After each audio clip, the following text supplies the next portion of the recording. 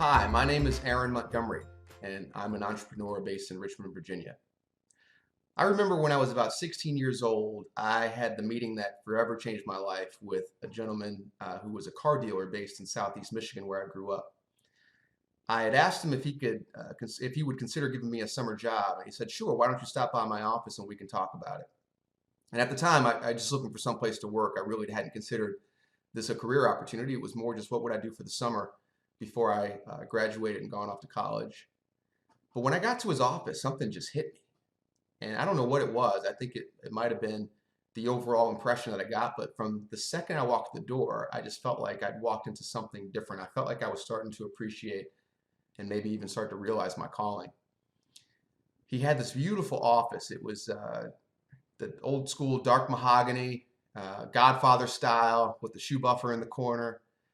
And he had pictures of him and past presidents and lawmakers and celebrities on the wall.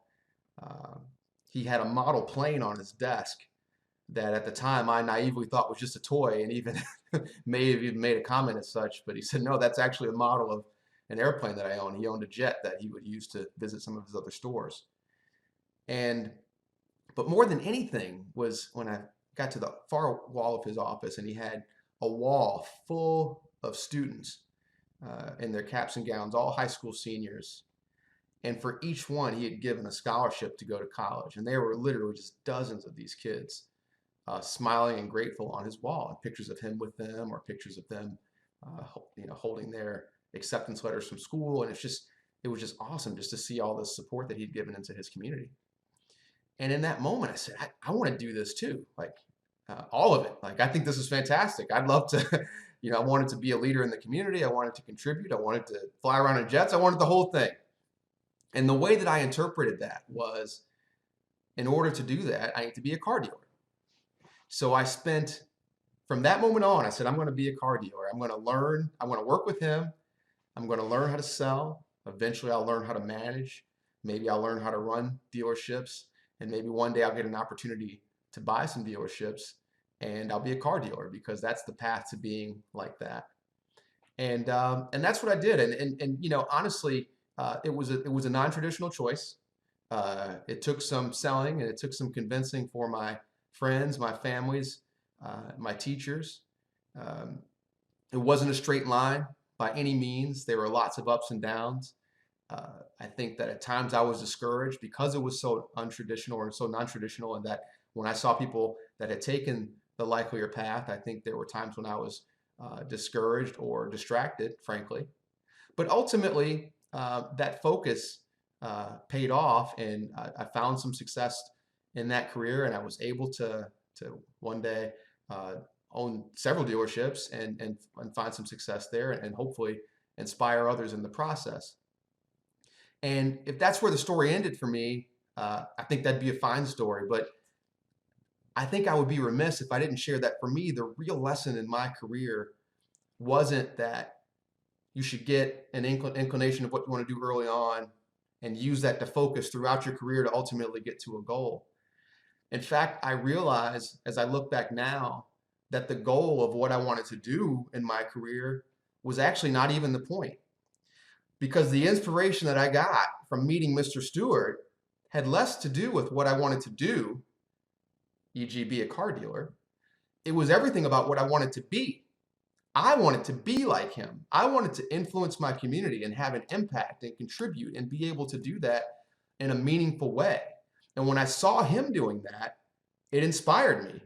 It inspired me so much that I was willing to go ahead and put in whatever work it took to one day do that. And I see that all the time. I talk to kids who want to be professional athletes. They want to be lawmakers. They want to be YouTubers, Instagrammers, whatever it is. And more often than not, it's not because that they want to be or want to do the particular work of that field necessarily, or at least not that on its own. It's because they want to have the same impact and impression that those people have had on them. And I think that that would be a really interesting way to think about careers going forward. That we should stop asking the question, what do you want to do when you grow up or when you get out of school? And we should start asking the question, who do you want to be? I actually would find that more fascinating when I go to cocktail parties. The number one question I get when I meet a stranger, right after "What's your name?" is "What do you do?" And it makes me cringe. Not because I'm embarrassed about what I do or that I'm not happy to tell the story, because I'm excited to tell the story. I think it's an awesome story. I think it's fun to share it. But because it's not nearly as important as the things that motivate me and energize me and drive me to want to do more and contribute in the world. So I think if we could start our career discussions with that mindset, I wonder what kind of creativity and energy it would open up. Because it's way more exciting to think about who you want to be in the world than it is to pick a job or a major or a school.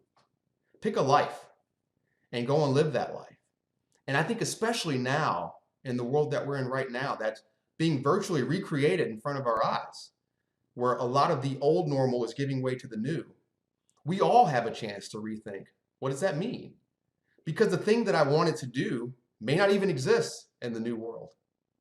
But if I think more broadly about what I want to be, I'll have an opportunity to contribute in any world, no matter what happens. Some food for thought.